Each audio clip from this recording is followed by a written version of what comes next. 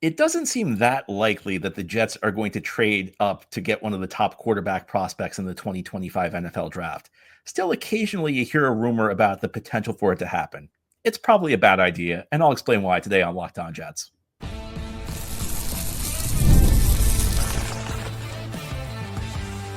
You are Locked On Jets, your daily New York Jets podcast.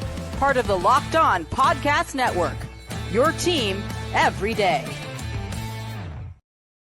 Welcome. This is the Locked On Jets podcast, part of the Locked On Podcast Network, your team every day. It's Thursday, April 3rd, 2025, and I'm your host, John B. from GangGreenNation.com. Thank you so much for making the show your first listener, first watch every day. Big shout out to you everydayers, as this is a daily podcast covering the New York Jets with new episodes each day through the week, Monday through Friday. Today's episode is brought to you by Gametime. Download the Gametime app, create an account, and use code LOCKEDONNFL for $20 off your first purchase. On today's show, we're going to talk about the potential for the Jets to draft a quarterback or even trade up for a quarterback in the 2025 NFL draft. Now, to be fair, it doesn't seem super likely at this point in time. The Jets general manager and Jets head coach, Darren Muji and Aaron Glenn, respectively, told you this week that the team likes Justin Fields. They think he's got a lot of upside, and he has been penciled in as the starting quarterback. That said, you can never rule out the potential for a team in need of a long-term quarterback to make a move, especially when it has a top 10 pick. So we're going to examine three possibilities the Jets have. And while these are not likely possibilities, these would be such big moves that I think we would be remiss without at least exploring them on the podcast before the 2025 NFL draft. And the most likely way the Jets could land one of the top prospects would be a trade up. And while there has not been that much buzz about it, occasionally we've heard a rumor or two that the Jets really like one of the top two quarterback prospects, Cam Ward and Shedeur Sanders. And to get one of the two, most likely it would seem that the Jets would probably have to trade up for them. And this would be probably my least favorite idea for the Jets, because I think most likely the Jets would need to move into one of the top three picks. And so I did a little research, and I looked at every time a team has traded up into the top three to draft a quarterback since the rookie wage scale came into effect in 2012, or it was 2011, I guess, but it was after the 2011 NFL draft. So it was really the 2012 NFL draft was the first one with the rookie wage scale in place. And that was a big deal because it limited the contracts quarterbacks got as rookies. Before then, quarterbacks got very, very lucrative contracts as rookies. They got enormous deals. I mean, quarterbacks were among the highest paid quarterbacks in the NFL as rookies if they were drafted high. That changed with the rookie wage scale. And it brought in a new strategy for team building, because most of the time a quarterback who's good costs you a lot of money. If you draft a quarterback who's good, the first 4 years he's cheap. And that means the money that you would go paying you would need to pay for a good quarterback can go to building up the rest of the roster around him. So you get the good quarterback plus a lot of extra money. So teams have been really focused on getting young quarterbacks on that rookie deal and trying to maximize that window. So I found there were 6 cases where a team traded into the top three for a quarterback. The first came in 2012 for Robert Griffin III. To get RG3, Washington traded 3 first-round picks and a second-round pick to move from 6 to 2. In 2016, there were actually 2 trades into the top 3 for quarterbacks. The Rams traded with the Titans. The Rams traded 2 first-round picks, 2 second-round picks, and 2 third-round picks to move up all the way from 15 to 1. So that was a big jump. The Rams got some day 3 picks from the Titans to balance that trade out. The Rams picked Jared Goff. That same year, the Eagles traded 2 first-round picks, a second-round pick, a third-round pick, and a fourth-round pick to move up from 8 to 2 for Carson Wentz. In 2018, as you remember, the Jets traded a first-round pick and 3 second-round picks to move up from 6 to 3 for Sam Darnold. In 2021, the 49ers traded 3 first-round picks and a third-round pick to move up from 12 to 3 to get Trey Lance from the Miami Dolphins. And then just a couple of years ago, the Carolina Panthers traded 2 first-round picks, 2 second-round picks, and their number 1 receiver, DJ Moore, to move up from 9 to 1 to take Bryce Young. So that's a lot of information I just threw at you. You don't need to memorize that all. So what are the key takeaways? The quarterbacks teams traded up for were Robert Griffin III, Jared Goff, Carson Wentz, Sam Darnold, Trey Lance, and Bryce Young. Now, were these trades successful? A couple of them we have to put an asterisk on. The trade up for Robert Griffin III was phenomenal his rookie season. RG3 was great as he won the Rookie of the Year in 2012 and was looking like one of the great young quarterbacks in the league. And then he started a playoff game. They should never let him start the playoff game. He played hurt and suffered a career-altering injury because a lot of his game was based on his ability as a runner. RG3 was like kind of like at the cusp of the new era of NFL where the quarterback became really involved in the run game. And he was among the pioneers in that, but an injury altered his career. The Rams had picked Jared Goff in 2016.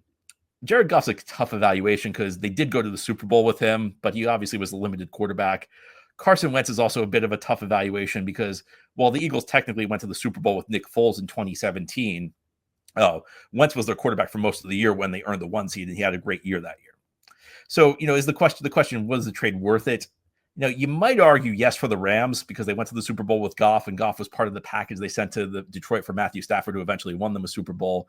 For Wentz, you could argue in 2017, maybe the Eagles don't win the Super Bowl without him. But here's what I'd say. There were six moves up. 6 times a team traded up into the top 3. And I did not count the Mitchell Trubisky trade because the Bears moved up from 3 to 2. They were already in the top 3 when they did that. So 6 times the team traded up. In 0 of the 6 cases did the team find its long-term starting quarterback.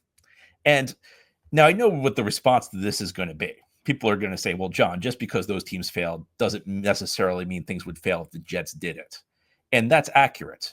But I think one of the guiding principles of a big trade up where you're giving up a huge package is you need to be really sure about the quarterback you're trading up for. And here's what I'd say. I think that all of these teams felt sure about the quarterback they were trading up for. Now, maybe the Jets in 2018, I think they thought they were trading up for Baker Mayfield, but because at that point it seemed like Darnold was going to be the number 1 overall pick. But I think every single one of these teams made this trade thinking that they hit on somebody who was a sure thing. And as it turns out, none of the 6 were a sure thing because none of the 6 were really long-term starters for their franchise.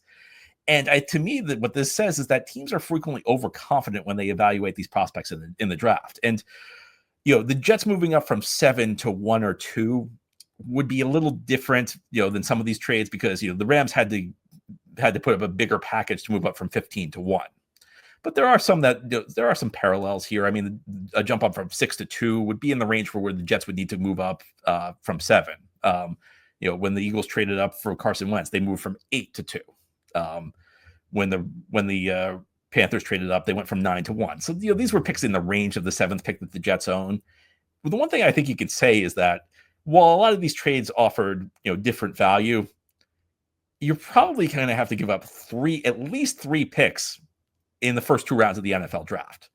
And I think that would be a very difficult thing for the New York Jets to do right now because the Jets have already been short on picks the last couple of years because of the Aaron Rodgers trade.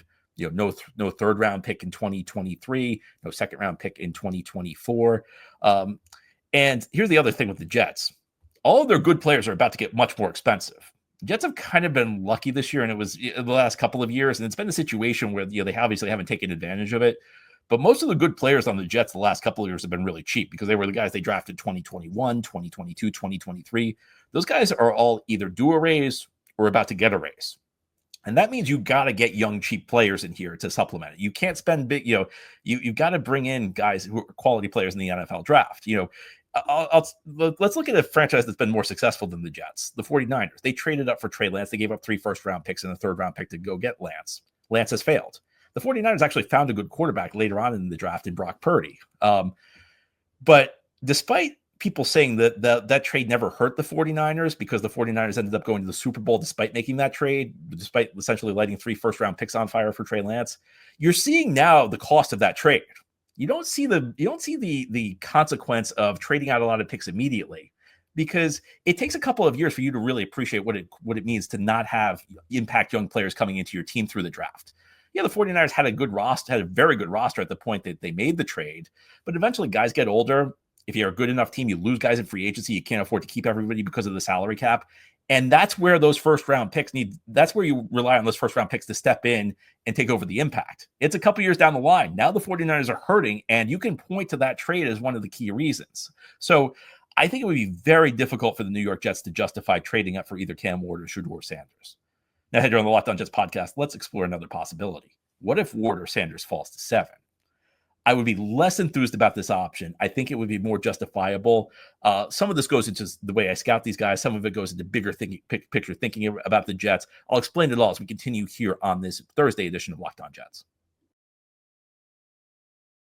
Today's episode of Locked On Jets is brought to you by Gametime. Imagine watching your favorite team live, feeling the energy of the crowd, and witnessing unforgettable moments. There's nothing like experiencing a big game in person. Well, grabbing tickets should not be stressful. That's where Gametime comes in, making it easier than ever to grab last-minute seats at unbeatable prices. You check the Gametime app, you'll see that there are amazing deals on some huge matchups coming up, and they have their lowest price guarantee. You get the lowest price, or Gametime will credit you 110% of the difference. With seat views before you buy, no surprise fees, and a lowest price guarantee, you can book with total confidence. I don't just tell you about Gametime. I use it myself, used it on a number of occasions. Last minute tickets, amazing deals. And again, that view from your seat's really clutch for me because I hate showing up at a venue and being surprised that there's some obstruction I wasn't expecting. That's not going to happen when you use Gametime. So take the guesswork out of buying tickets with Gametime. Download the Gametime app, create an account, and use code LOCKEDONNFL for $20 off your first purchase.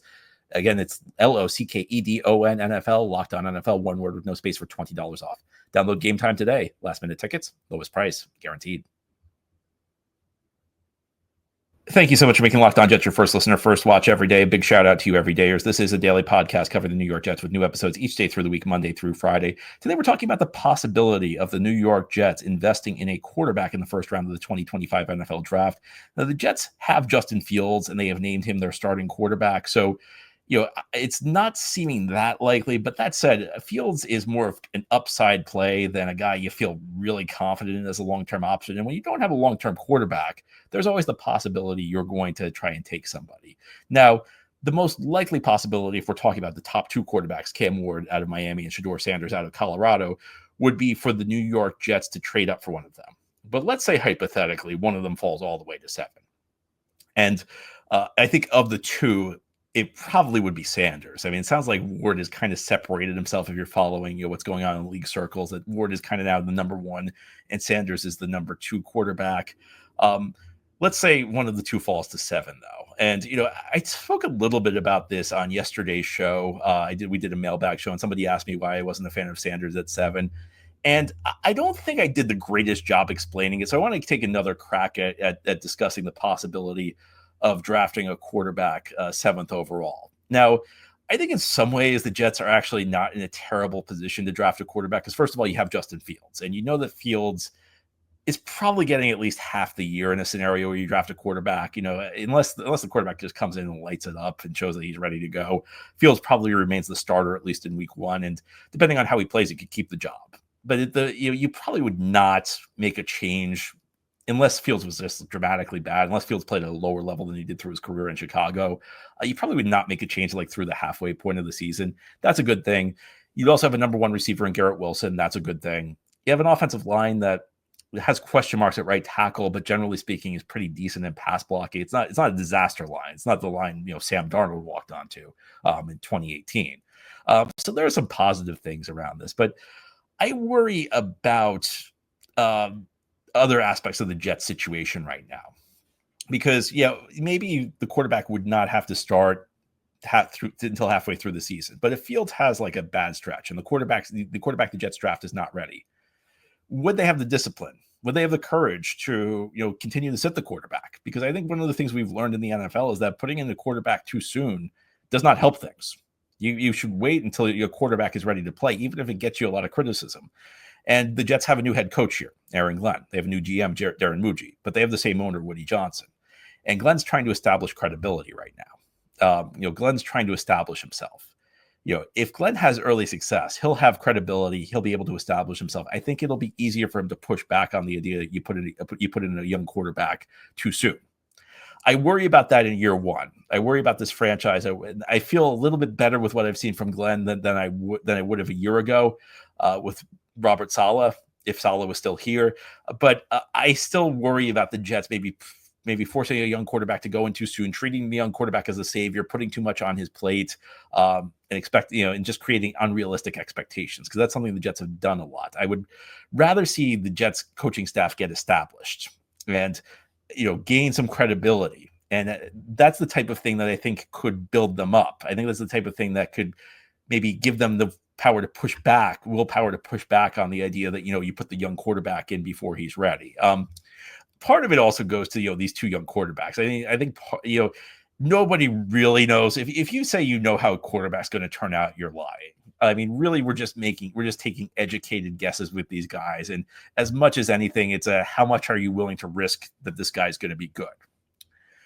And one of the things I mentioned yesterday is, there are decisions I disagree with that the Jets make where it's just like, I have no idea what they're thinking. It's just a mind-bogglingly bad decision. And we've unfortunately had a lot of those through the years.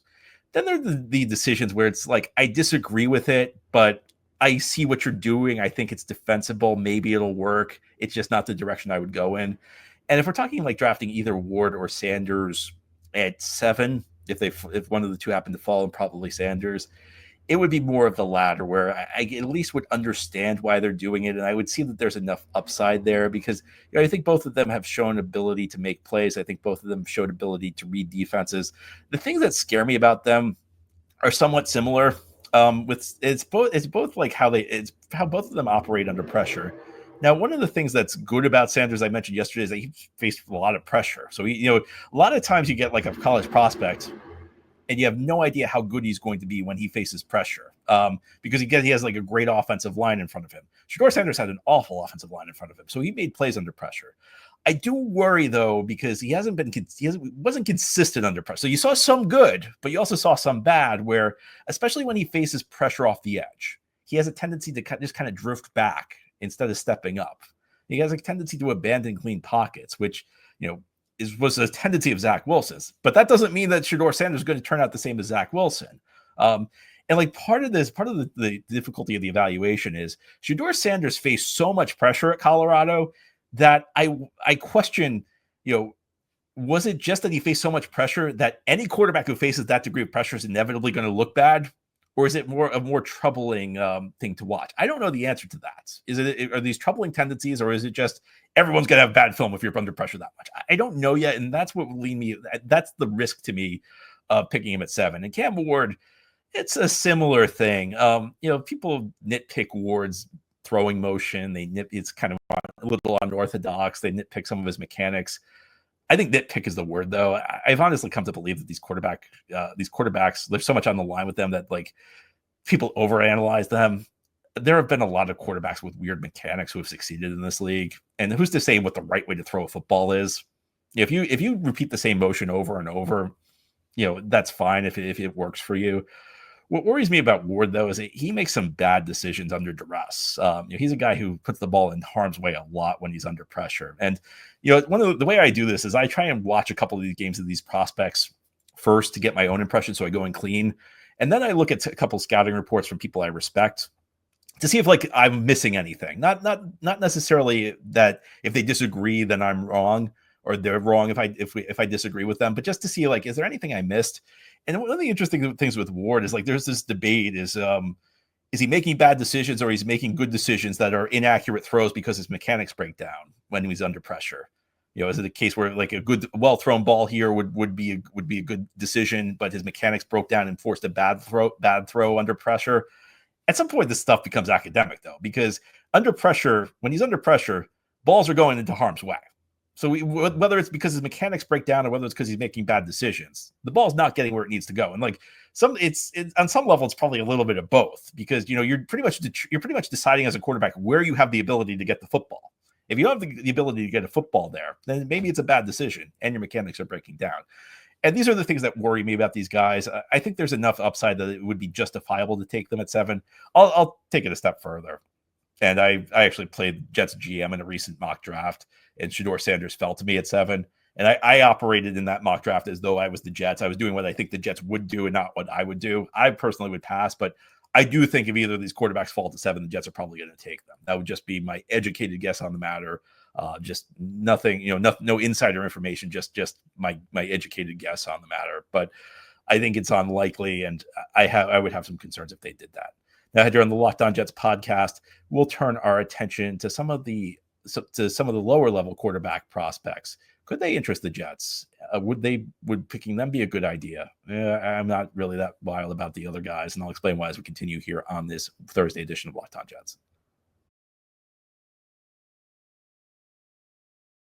This is the Locked On Jets podcast here on this Thursday. We're talking about the potential of the Jets drafting a quarterback early in the 2025 NFL draft. So we've gone over the scenarios for the Jets potentially getting Cam Ward and Shedeur Sanders. And in all honesty, none of this is terribly likely, but I don't think we'd be doing our job here if we didn't go over a scenario that could have this profound of an impact for the New York Jets franchise. And I don't think we can completely rule out the idea a team lacking a long-term solution at the quarterback position could draft a young quarterback early in the draft if the situation presents itself.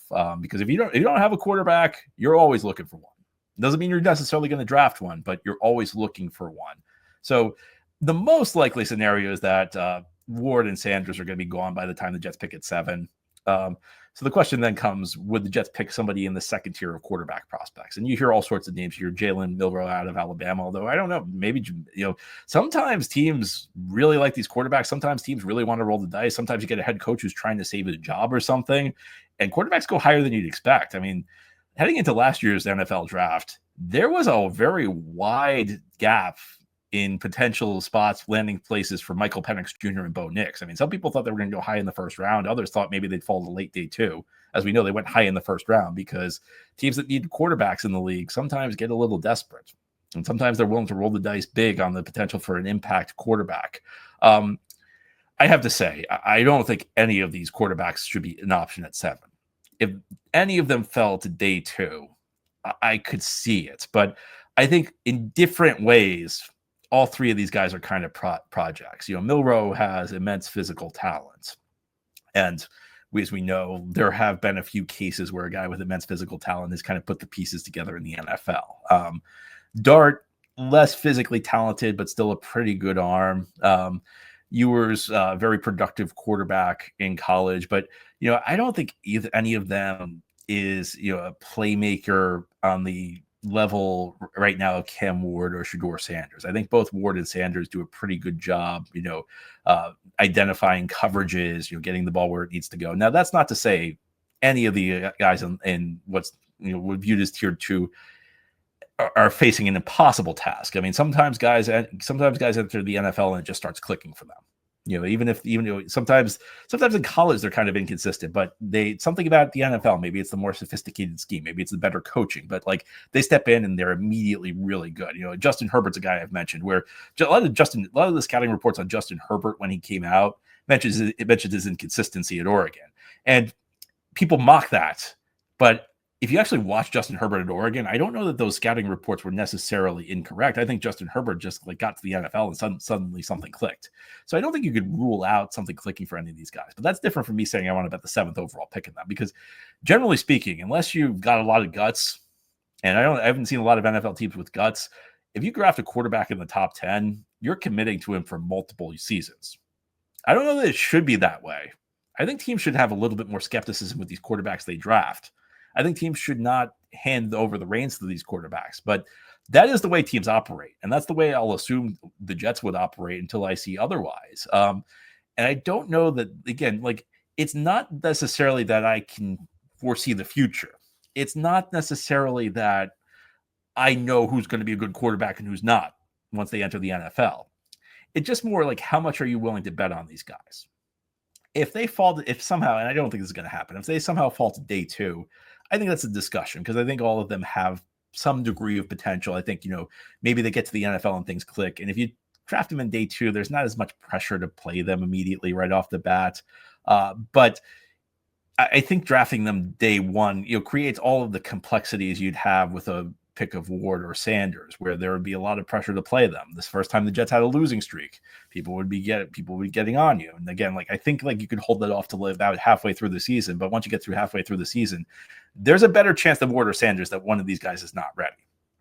And I think we've seen in the NFL that some quarterbacks really would benefit from sitting. Now, that's not a cure-all for every quarterback prospect. I think every quarterback prospect who's failed in the NFL, their team's fans have claimed that if they just sat for a couple of years, they would have been good. And that's not necessarily the case. But if you enter the NFL and you aren't consistent at making reads or reading complex defensive schemes, I think you're better off sitting and learning on the practice field, maybe getting extra reps in exhibition games in August. I don't think you're necessarily all that well served by playing immediately. And I certainly don't think you're necessarily well served by becoming the face of the franchise, by becoming the guy who's, the team is dedicating its next couple of years to, because that creates a lot of pressure. And I think that, this is not a situation that would be conducive to like a full on developmental project at 7. And I think that any of these guys could step in and surprise me. Any of these guys could just take to the NFL very quickly and show rapid improvement right off the bat. But that's different from saying that, I feel comfortable betting the next couple of years on this franchise on, because generally speaking in the NFL, again, this probably should not be, but generally speaking, a head coach and a GM get to make one quarterback pick. And if you get it wrong, you usually don't get a second one. Again, there's a difference between the way things should be and the way things are in the NFL. But until the Jets show me that they're going to be different in this way, I'm going to assume that that's how they'll continue to be. So I would very much be against right now any non-Sanders or Ward quarterback being drafted at 7. There may be buzz. There's been some buzz about Dart in particular. I don't know whether that's true or not. I don't know how much the Jets would love him, but I'd be very weary of Dart at 7. Dart in the second round, you could interest me. You could talk me into that, but Dart at 7 would concern me. Anyway, that's all for today's episode. This has been the Locked On Jets podcast, part of the Locked On Podcast Network. Your team every day is our motto. As always, if you enjoyed the show, hit the subscribe button where you're watching or listening so that you'll never miss an episode. If you enjoy the show and are listening on a podcast source, give it a 5-star review. And if you're watching on YouTube and enjoy the show, give this episode a big thumbs up. Helps us out, helps other Jets fans find the podcast. Enjoy your Thursday, everybody. We'll be back tomorrow to talk more Jets.